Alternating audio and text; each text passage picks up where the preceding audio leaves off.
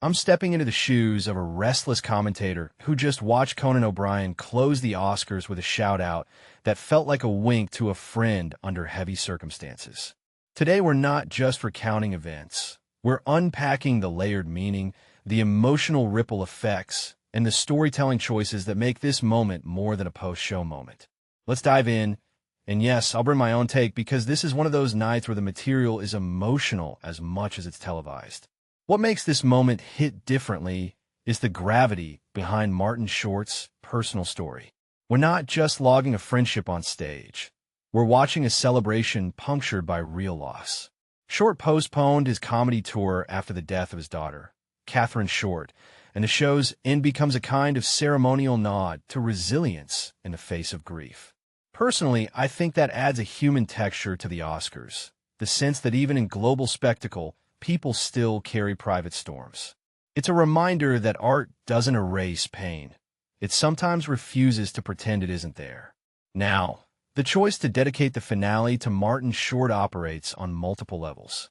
On a strictly TV watchability level, it lands as a heartfelt gesture, short, direct, and emotionally legible to audiences around the world.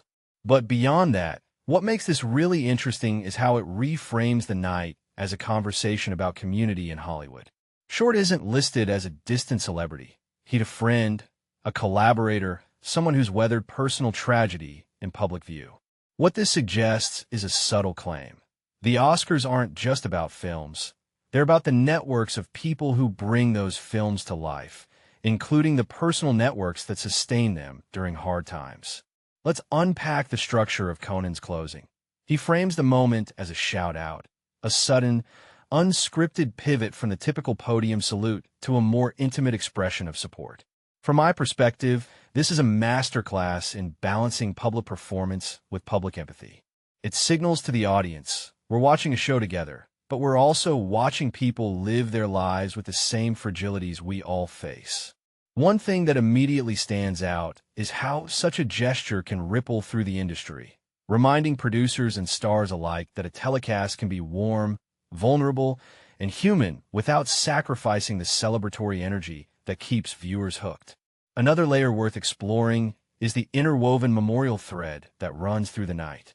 The article notes Short's collaboration with Steve Martin and the broader cast of SCTV Connections, including Catherine O'Hara's passing earlier this year. The Oscars often function as a living archive of industry relationships, and this year's closing moment doubles as a quiet archive entry. A reminder that the career is built not just on the big premieres, but on the friendships and heartbreaks along the way. From my vantage point, that adds a deeper resonance to Conan's stage moment. This isn't just a goodbye. It's a recognition that life and art are braided together in a way that audiences sense and respond to. If we step back and think about it, what this really suggests is a shift in how late-night hosts and award show hosts negotiate intimacy with the audience. Conan isn't just delivering jokes or accolades. He's curating a shared emotional tempo.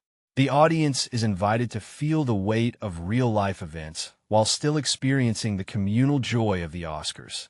A detail I find fascinating is the way a single line, "We love you, Martin Short," can crystallize a complex moral moment, celebrate craft, honor personal loss, and reinforce a culture of support within a notoriously competitive industry.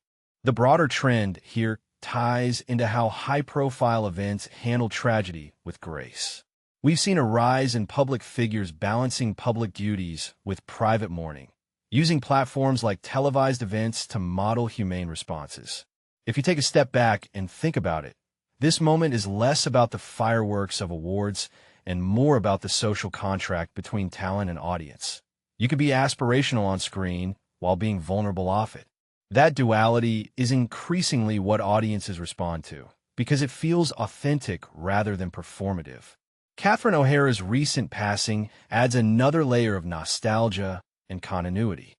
Short's ties to her as a fellow SCTV alum and friend underline how this industry runs on lineage and shared history. It's not just about current projects. It's about a tapestry of collaborations that shaped the era they worked in. What many people don't realize is how these personal matrices influence on-screen chemistry and backstage decisions. Recognizing them publicly can personalize the spectacle in a way that feels earned rather than manufactured. Now, let me connect this to a bigger trend in event storytelling: the blending of entertainment with social gravity. The Oscars are a global stage, but they're also a stage for communal healing, tribute, and solidarity. The closing moment isn't merely a farewell.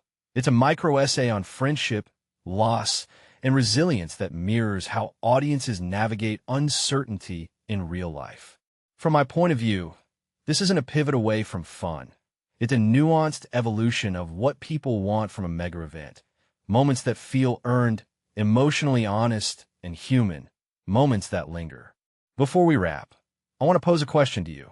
When a host uses a moment of personal pain to honor a friend on national television, does that strengthen the audience's trust in the show, or does it risk turning a celebratory night into a somber one?